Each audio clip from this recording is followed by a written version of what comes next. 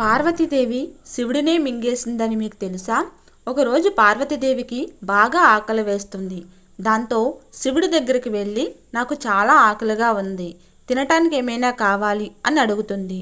కానీ ధ్యానంలో ఉన్న శివుడు పార్వతీదేవి మాటలను పట్టించుకోలేదు. పార్వతీదేవికి క్షణానికి విపరీతంగా ఆకలి పెరిగిపోతూ ఉంటుంది. దాంతో చేతికి దొరికిన ప్రతిదానిని తినడం మొదలు పెడుతుంది. కానీ ఎంత తిన్నా సరే పార్వతీదేవి ఆకలి తీరలేదు. అప్పుడు శివుడు పార్వతీదేవి చేస్తున్న పని చూసి కోపంగా, దేవి అసలు ఏం చేస్తున్నావు? నీ మతి ఏమైనా భ్రమించిందా అని అంటాడు. అయితే పార్వతీదేవి తన ఎదురుగా ఉన్నది శివుడే అని కూడా పట్టించుకోకుండా శివుడిని నోట్లో వేసుకొని మింగేస్తుంది.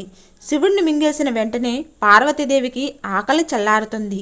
కానీ శివుని గొంతులో ఉండే విషం ప్రభావం వలన పార్వతీదేవి శరీరం అంతా పొగలు కక్కుతూ చర్మం అంతా వదులుగా మారి కాంతిహీనంగా బూడిద రంగులో ఉండే వృద్ధురాలుగా మారిపోతుంది.